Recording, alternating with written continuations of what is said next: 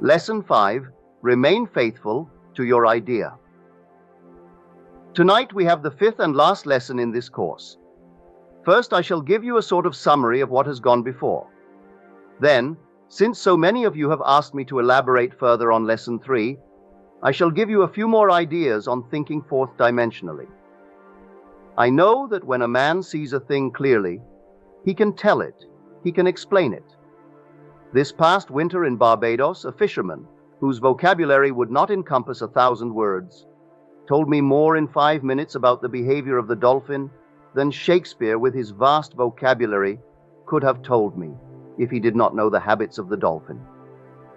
This fisherman told me how the dolphin loves to play on a piece of driftwood, and in order to catch him, you throw the wood out and bait him as you would bait children, because he likes to pretend he is getting out of the water. As I said, this man's vocabulary was very limited, but he knew his fish and he knew the sea. Because he knew his dolphin, he could tell me all about their habits and how to catch them. When you say you know a thing, but you cannot explain it, I say you do not know it, for when you really know it, you naturally express it. If I should ask you now to define prayer and say to you, how would you, through prayer, go about realizing an objective, any objective? If you can tell me, then you know it. But if you cannot tell me, then you do not know it. When you see it clearly in the mind's eye, the greater you will inspire the words which are necessary to clothe the idea and express it beautifully. And you will express the idea far better than a man with a vast vocabulary who does not see it as clearly as you do. If you have listened carefully throughout the past 4 days, you know now that the Bible has no reference at all to any persons that ever existed, or to any events that ever occurred upon earth.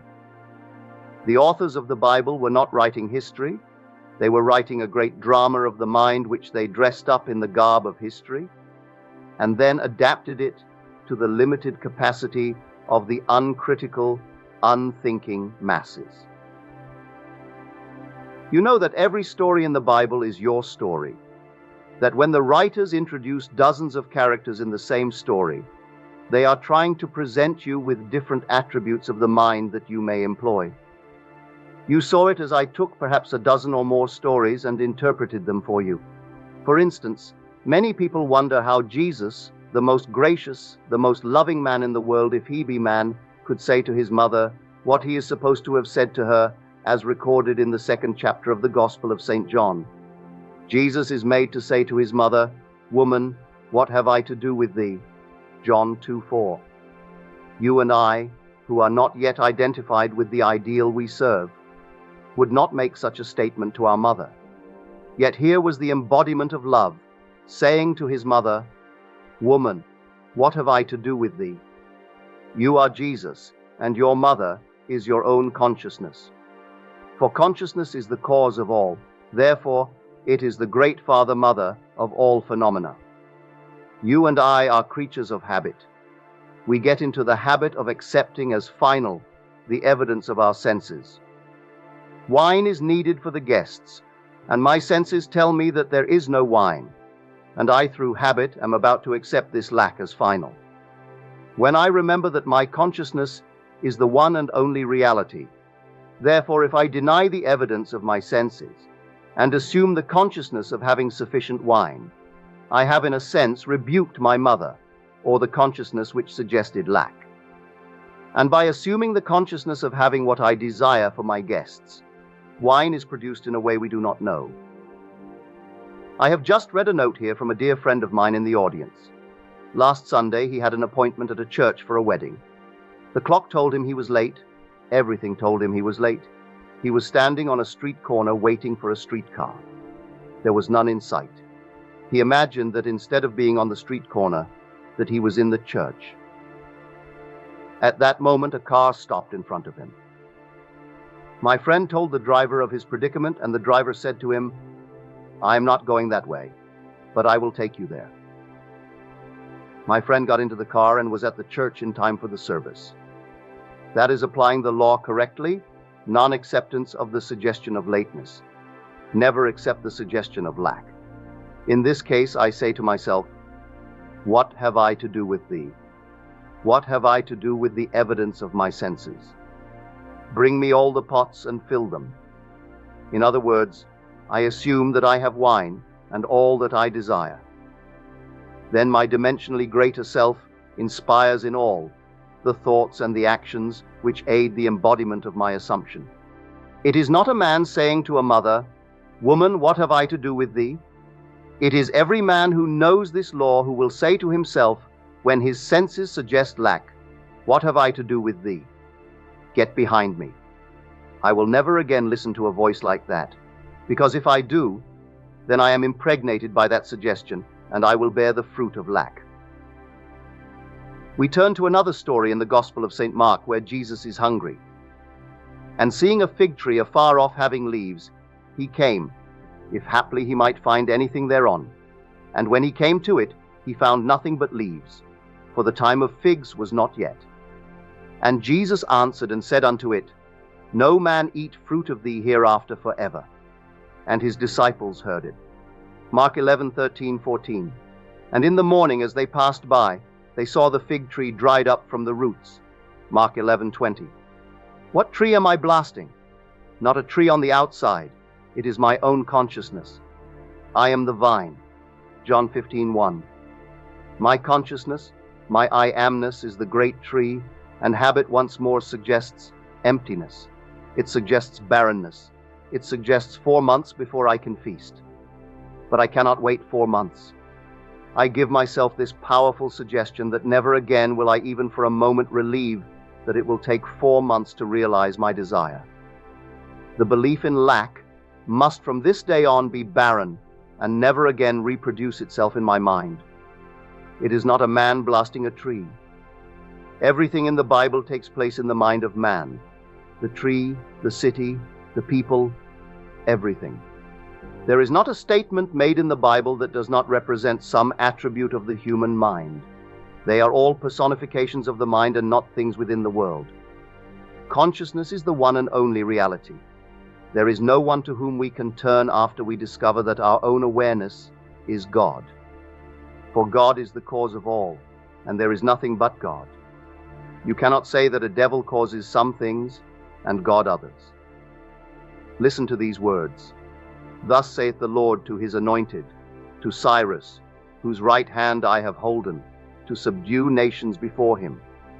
And I will loose the loins of kings, to open before him the 2-leaved gates, and the gates shall not be shut. I will go before thee, and make the crooked places straight. I will break in pieces the gates of brass, and cut in sunder the bars of iron. And I will give thee the treasures of darkness, and hidden riches of secret places, that thou mayest know that I, the Lord, which call thee by thy name, am the God of Israel. Isaiah 45:1-3. I form the light and create darkness. I make peace and create evil. I, the Lord, do all these things. Isaiah 45:7. I have made the earth and created man upon it. I, even my hands, have stretched out the heavens, and all their host have I commanded. I have raised him up in righteousness, and I will direct all his ways. He shall build my city, and he shall let go my captives, not for price nor reward, saith the Lord of hosts. Isaiah 45:12-13. I am the Lord, and there is none else. There is no God beside me. Isaiah 45:5. Read these words carefully. They are not my words. They are the inspired words of men who discovered that consciousness is the only reality. If I am hurt, I am self-hurt. If there is darkness in my world, I created the darkness and the gloom and the depression. If there is light and joy, I created the light and the joy. There is no one but this I amness that does all. You cannot find a cause outside of your own consciousness. Your world is a grand mirror constantly telling you who you are. As you meet people, they tell you by their behavior who you are. Your prayers will not be less devout because you turn to your own consciousness for help. I do not think that any person in prayer feels more of the joy, the piety, and the feeling of adoration than I do when I feel thankful, as I assume the feeling of my wish fulfilled. knowing at the same time it is to myself that I turned. In prayer, you are called upon to believe that you possess what your reason and your senses deny. When you pray, believe that you have, and you shall receive. The Bible states it this way: Therefore I say unto you, what things soever ye desire, when ye pray, believe that ye receive them, and ye shall have them. And when ye stand praying, forgive, if ye have aught against any, that your Father also which is in heaven may forgive you your trespasses. But if ye do not forgive, neither will your Father which is in heaven forgive your trespasses. Mark 11:24, 25, 26. That is what we must do when we pray.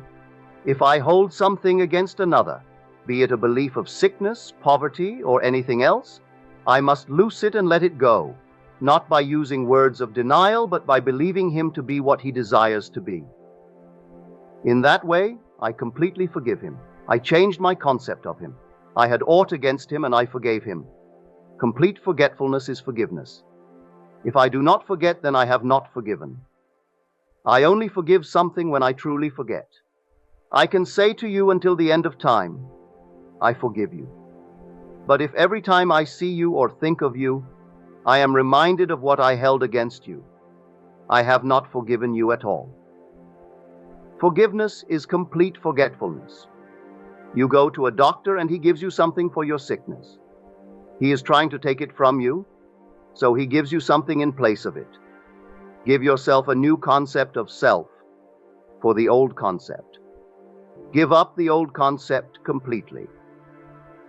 A prayer granted implies that something is done in consequence of the prayer which otherwise would not have been done. Therefore, I myself am the spring of action, the directing mind, and the one who grants the prayer. Anyone who prays successfully turns within and appropriates the state sought. You have no sacrifice to offer. Do not let anyone tell you that you must struggle and suffer. You need not struggle for the realization of your desire. Read what it says in the Bible. To what purpose is the multitude of your sacrifices unto me, saith the Lord? I am full of the burnt offerings of rams, and the fat of fed beasts, and I delight not in the blood of bullocks, or of lambs, or of he-goats. When ye come to appear before me, who hath required that at your hand to tread my courts? Bring no more vain oblations. Incense is an abomination unto me. The new moons and Sabbaths, the calling of assemblies, I cannot endure iniquity and solemn assembly. Your new moons and your appointed feasts my soul hates. They have become a burden to me. I am weary of bearing them. Isaiah 1:11-14. Ye shall have a song as in the night when a holy solemnity is kept, and gladness of heart as when one goeth with a pipe to come into the mountain of the Lord, to the mighty one of Israel. Isaiah 30:29. Sing unto the Lord a new song, and his praise from the end of the earth. Isaiah 42:10. Sing, O ye heavens, for the Lord hath done it. Shout, ye lower parts of the earth. Break forth into singing, ye mountains, O forest, and every tree therein.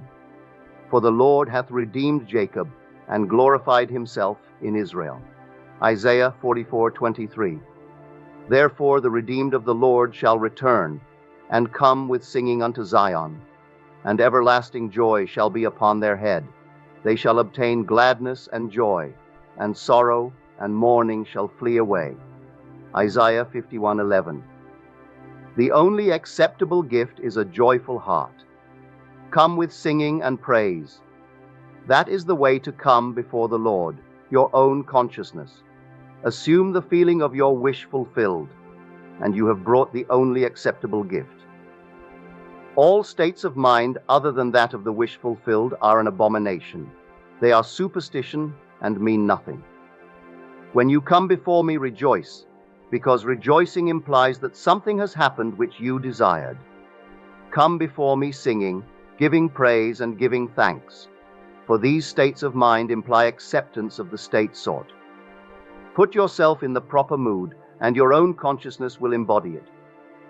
If I could define prayer for anyone and put it just as clearly as I could, I would simply say, it is the feeling of the wish fulfilled. If you ask, what do you mean by that? I would say, I would feel myself into the situation of the answered prayer, and then I would live and act upon that conviction. I would try to sustain it without effort. That is, I would live and act as though it were already a fact, knowing that as I walk in this fixed attitude, my assumption will harden into fact. Time does not permit me to go any further into the argument that the Bible is not history. But if you have listened attentively to my message these past 4 nights, I do not think you want any more proof that the Bible is not history. Apply what you have heard, and you will realize your desires. And now I have told you before it come to pass, that when it is come to pass, ye might believe. John 14:29. Many persons, myself included, have observed events before they occurred. That is, before they occurred in this world of 3 dimensions. Since man can observe an event before it occurs in the 3 dimensions of space, then life on Earth proceeds according to plan. And this plan must exist elsewhere in another dimension, and is slowly moving through our space. If the occurring events were not in this world when they were observed, then to be perfectly logical, they must have been out of this world. And whatever is there to be seen before it occurs, here must be predetermined, from the point of view of man awake in a 3-dimensional world. Yet the ancient teachers taught us that we could alter the future, and my own experience confirms the truth of their teaching. Therefore, my object in giving this course is to indicate possibilities inherent in man, to show that man can alter his future. But thus altered, it forms again a deterministic sequence, starting from the point of interference, a future that will be consistent with the alteration. The most remarkable feature of man's future is its flexibility. The future, although prepared in advance in every detail, has several outcomes. We have at every moment of our lives the choice before us, which of several futures we will have. There are 2 actual outlooks on the world possessed by everyone, a natural focus and a spiritual focus. The ancient teachers called the one the carnal mind, and the other the mind of Christ. We may differentiate them as ordinary waking consciousness, governed by our senses, and a controlled imagination, governed by desire. We recognize these 2 distinct centers of thought in the statement, "The natural man receiveth not the things of the Spirit of God, for they are foolishness unto him, neither can he know them, because they are spiritually discerned." I. Corbich 2.14. The natural view confines reality to the moment called now. To the natural view, the past and future are purely imaginary. The spiritual view, on the other hand, sees the contents of time. The past and future are a present whole to the spiritual view. What is mental and subjective to the natural man is concrete and objective to the spiritual man. The habit of seeing only that which our senses permit renders us totally blind to what, otherwise, we could see. To cultivate the faculty of seeing the invisible, we should often deliberately disentangle our minds from the evidence of the senses and focus our attention on an invisible state, mentally feeling it and sensing it until it has all the distinctness of reality. Earnest, concentrated thought, focused in a particular direction, shuts out other sensations and causes them to disappear. We have only to concentrate on the state desired in order to see it. The habit of withdrawing attention from the region of sensation and concentrating it on the invisible develops our spiritual outlook and enables us to penetrate beyond the world of sense and to see that which is invisible. For the invisible things of him from the creation of the world are clearly seen. Rombredo 1:20. This vision is completely independent of the natural faculties. Open it and quicken it. A little practice will convince us that we can, by controlling our imagination, reshape our future in harmony with our desire. Desire is the mainspring of action. We could not move a single finger unless we had a desire to move it. No matter what we do, we follow the desire which at the moment dominates our minds. When we break a habit, our desire to break it is greater than our desire to continue the habit. The desires which impel us to action are those which hold our attention. A desire is but an awareness of something we lack and need to make our life more enjoyable. Desires always have some personal gain in view. The greater the anticipated gain, the more intense is the desire. There is no absolutely unselfish desire. Where there is nothing to gain, there is no desire, and consequently no action. The spiritual man speaks to the natural man through the language of desire. The key to progress in life and to the fulfillment of dreams lies in ready obedience to its voice. Unhesitating obedience to its voice is an immediate assumption of the wish fulfilled. To desire a state is to have it. As Pascal has said, "You would not have sought me had you not already found me." Man, by assuming the feeling of his wish fulfilled, and then living and acting on this conviction, alters the future in harmony with his assumption. Assumptions awaken what they affirm. As soon as man assumes the feeling of his wish fulfilled, his fourth-dimensional self finds ways for the attainment of this end, discovers methods for its realization. I know of no clearer definition of the means by which we realize our desires than to experience in the imagination. What we would experience in the flesh were we to achieve our goal. This imaginary experience of the end with acceptance wills the means. The fourth-dimensional self then constructs with its larger outlook the means necessary to realize the accepted end. The undisciplined mind finds it difficult to assume a state which is denied by the senses. But here is a technique that makes it easy to call things which are not seen as though they were. That is, to encounter an event before it occurs. People have a habit of slighting the importance of simple things, but this simple formula for changing the future was discovered after years of searching and experimenting. The first step in changing the future is desire. That is, define your objective, know definitely what you want. Secondly, construct an event which you believe you would encounter, following the fulfillment of your desire. An event which implies fulfillment of your desire, something which will have the action of self-predominant. Thirdly, immobilize the physical body and induce a condition akin to sleep by imagining that you are sleepy. Lie on a bed or relax in a chair. Then, with eyelids closed and your attention focused on the action you intend to experience in imagination, mentally feel yourself right into the proposed action, imagining all the while that you are actually performing the action here and now. You must always participate in the imaginary action, not merely stand back and look on, but feel that you are actually performing the action so that the imaginary sensation is real to you. It is important always to remember that the proposed action must be one which follows the fulfillment of your desire. Also, you must feel yourself into the action until it has all the vividness and distinctness of reality. For example, suppose you desire promotion in your office. Being congratulated would be an event you would encounter following the fulfillment of your desire. Having selected this action as the one you will experience in imagination, immobilize the physical body and induce a state akin to sleep, a drowsy state, but one in which you are still able to control the direction of your thoughts, a state in which you are attentive without effort. Then visualize a friend standing before you. Put your imaginary hand into his. Feel it to be solid and real, and carry on an imaginary conversation with him in harmony with the action. You do not visualize yourself at a distance in point of space, and at a distance in point of time, being congratulated on your good fortune.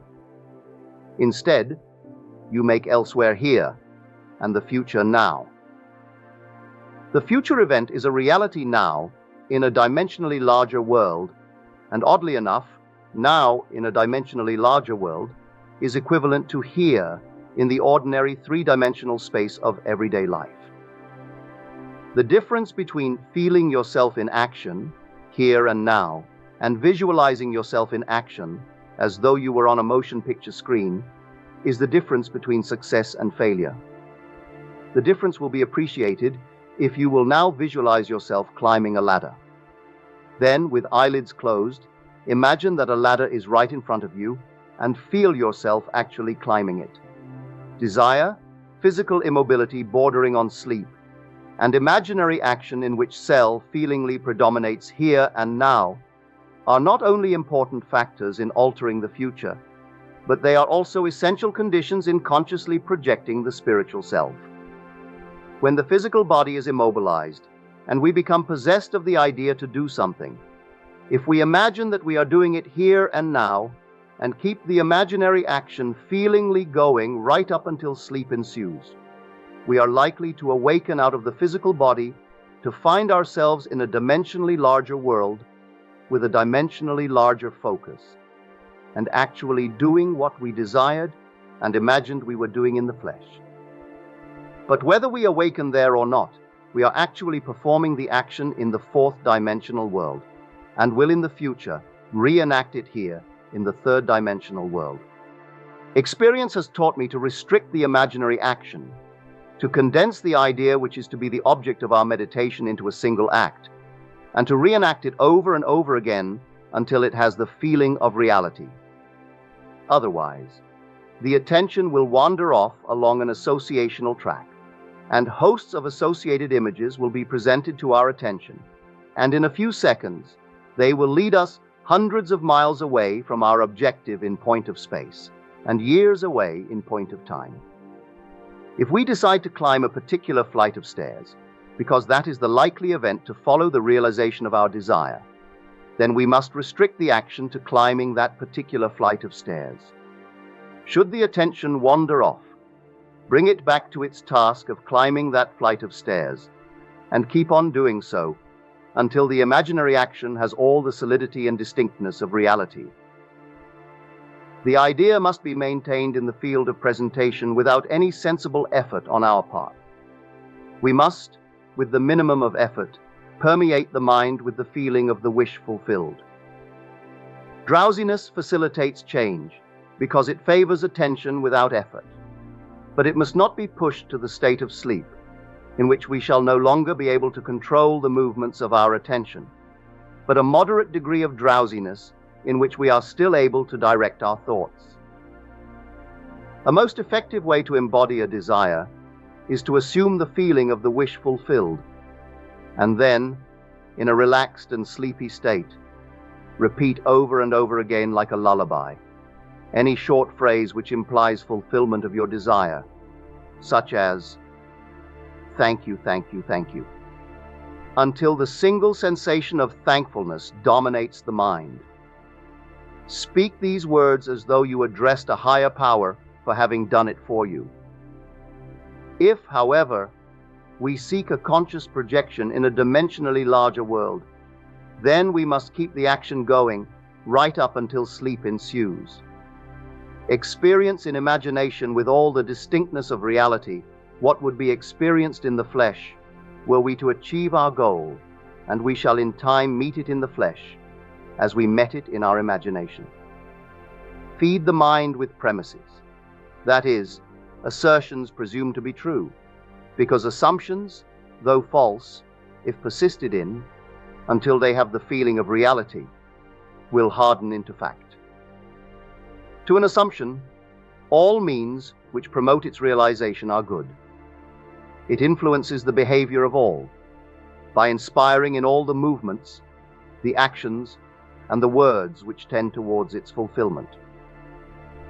To understand how man molds his future in harmony with his assumption, by simply experiencing in his imagination what he would experience in reality were he to realize his goal, we must know what we mean by a dimensionally larger world, for it is to a dimensionally larger world that we go to alter our future.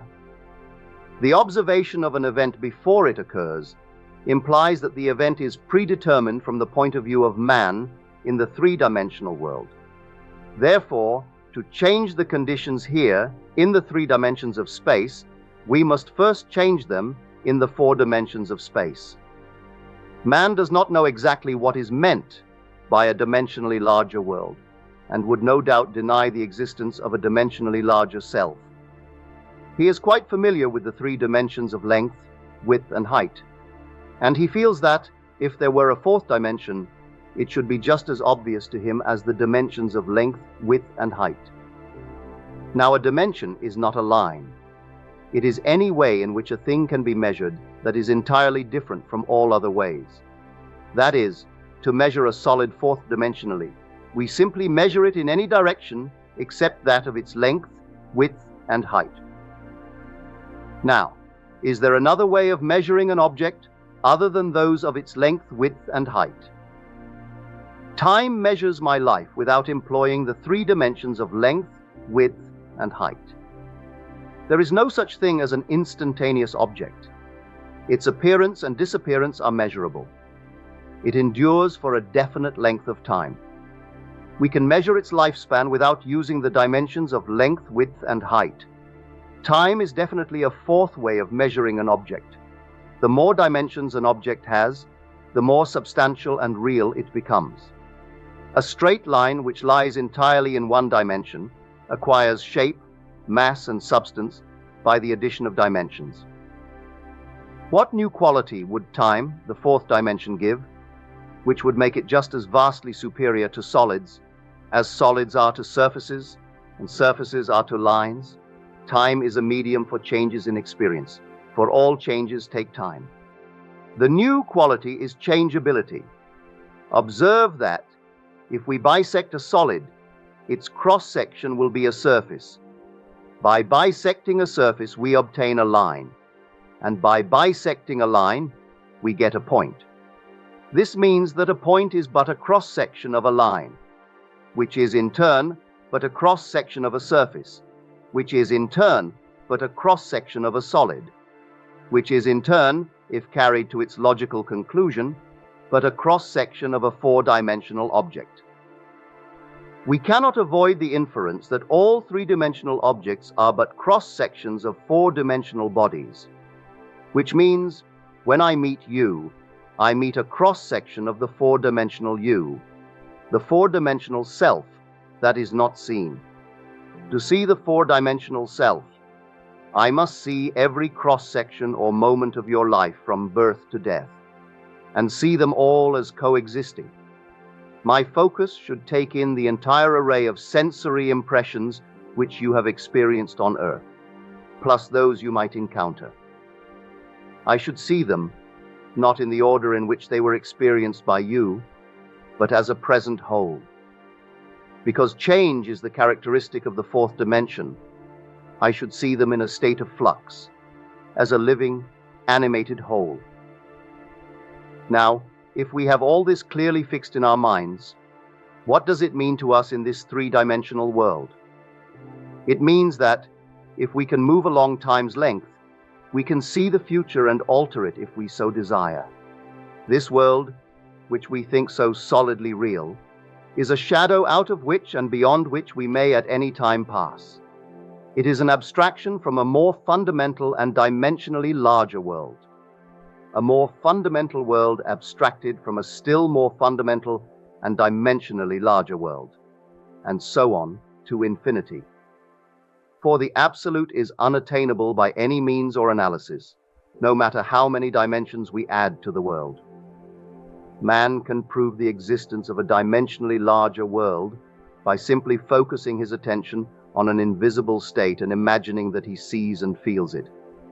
If he remains concentrated in this state, his present environment will pass away, and he will awaken in a dimensionally larger world, where the object of his contemplation will be seen as a concrete objective reality. I feel intuitively that, were he to abstract his thoughts from this dimensionally larger world and retreat still farther within his mind, he would again bring about an externalization of time. He would discover that, every time he retreats into his inner mind and brings about an externalization of time, space becomes dimensionally larger. And he would therefore conclude that both time and space are serial, and that the drama of life, is but the climbing of a multitudinous dimensional time block. Scientists will one day explain why there is a serial universe. But in practice, how we use this serial universe to change the future is more important. To change the future, we need only concern ourselves with two worlds in the infinite series. The world we know by reason of our bodily organs, and the world we perceive independently of our bodily organs. I have stated that man has at every moment of time the choice before him which of several futures he will have.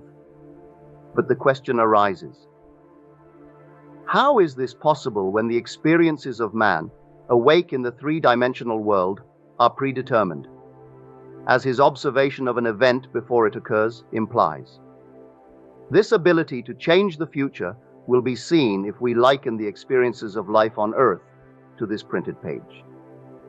Man experiences events on Earth singly and successively in the same way that you are now experiencing the words of this page.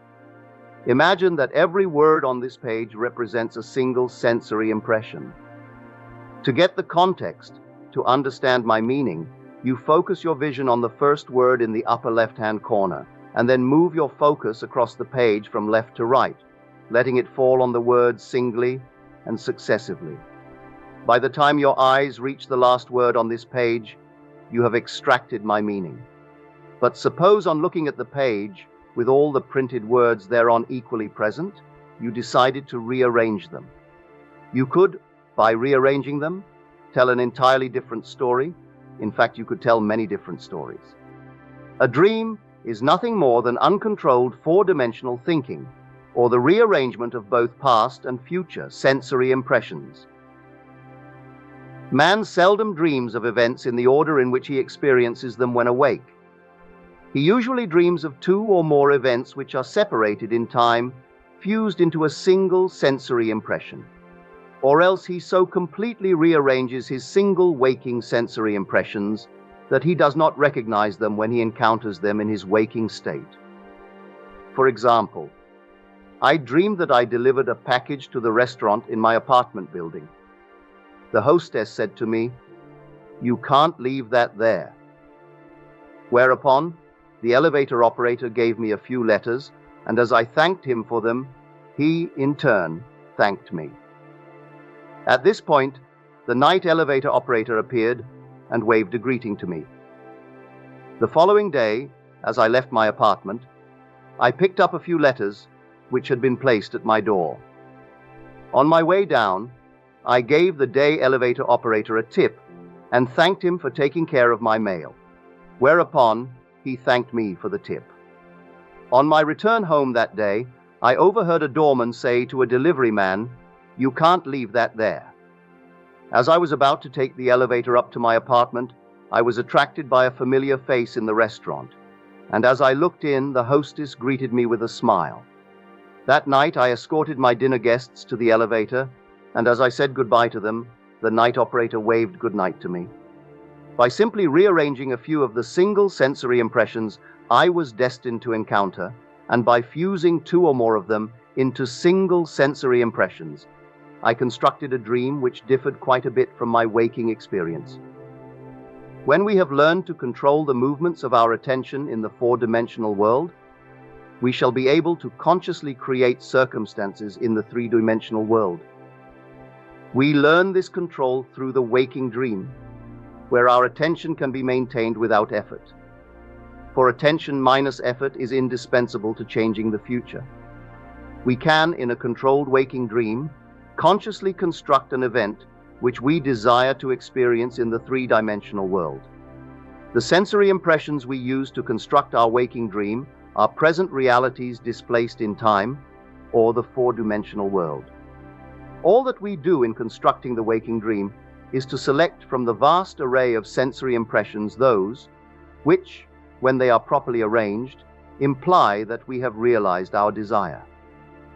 With the dream clearly defined, we relax in a chair and induce a state of consciousness akin to sleep. A state which, although bordering on sleep, leaves us in conscious control of the movements of our attention. Then we experience in imagination what we would experience in reality were this waking dream an objective fact.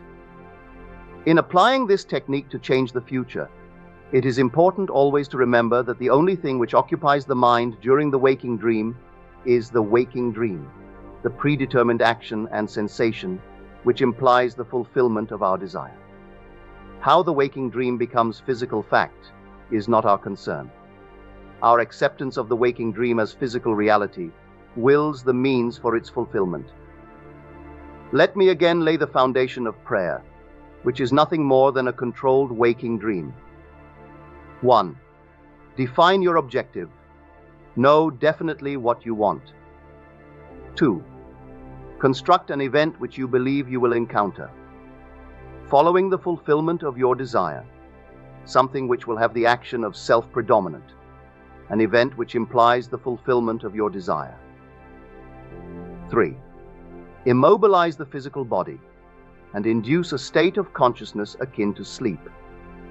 Then, mentally feel yourself right into the proposed action until the single sensation of fulfillment dominates the mind. Imagining all the while that you are actually performing the action here and now, so that you experience in imagination what you would experience in the flesh were you now to realize your goal. Experience has convinced me that this is the easiest way to achieve our goal. However, my own many failures would convict me were I to imply that I have completely mastered the movements of my attention. But I can, with the ancient teacher, say, "This one thing I do, forgetting those things which are behind, and reaching forth unto those things which are before. I press toward the mark for the prize." Philippians 3:13-14. Again, I want to remind you that the responsibility to make what you have done real in this world is not on your shoulders. Do not be concerned with the how. You have assumed that it is done. The assumption has its own way of objectifying itself. All responsibility to make it so is removed from you. There is a little statement in the book of Exodus which bears this out. Millions of people who have read it, or have had it mentioned to them throughout the centuries, have completely misunderstood it. It is said, "Steep not a kid in its mother's milk." King James Version. "Thou shalt not see the kid in his mother's milk." Exodus 23:19. Unnumbered millions of people, misunderstanding this statement, to this very day in the enlightened age of 1948, will not eat any dairy products with a meat dish. It just is not done. They think the Bible is history, and when it says, "Steep not a kid in its mother's milk," milk and the products of milk, butter and cheese, they will not take at the same time they take the kid or any kind of meat. In fact, they even have separate dishes with which to cook their meat. But you are now about to apply it psychologically. You have done your meditation, and you have assumed that you are what you want to be. Consciousness is God. Your attention is like the very stream of life, or milk itself, that nurses and makes alive, that which holds your attention. In other words, what holds your attention has your life. Throughout the centuries, a kid has been used as the symbol of sacrifice. You have given birth to everything in your world, but there are things that you no longer wish to keep alive, although you have mothered and fathered them. You are a jealous father that can easily consume, like Cronus, his children. It is your right to consume what formerly you expressed when you did not know better. Now you are detached in consciousness from that former state. It was your kid, it was your child, you embodied and expressed it in your world. But now that you have assumed that you are what you want to be, do not look back on your former state and wonder how it will disappear from your world. For if you look back and give attention to it, you are steeping once more that kid in its mother's milk. Do not say to yourself, "I wonder if I am really detached from that state," or "I wonder if so-and-so is true." Give all your attention to the assumption that the thing is so, because all responsibility to make it so is completely removed from your shoulders. You do not have to make it so, it is so. You appropriate what is already fact, and you walk in the assumption that it is. And in a way that you do not know, I do not know, no man knows. It becomes objectified in your world. Do not be concerned with the how, and do not look back on your former state. No man, having put his hand to the plow and looking back, is fit for the kingdom of God. Luke 9:62. Simply assume that it is done, and suspend reason. Suspend all the arguments of the conscious three-dimensional mind. Your desire is outside of the reach of the three-dimensional mind. Assume you are that which you wish to be. Walk as though you were it, and as you remain faithful to your assumption, it will harden into fact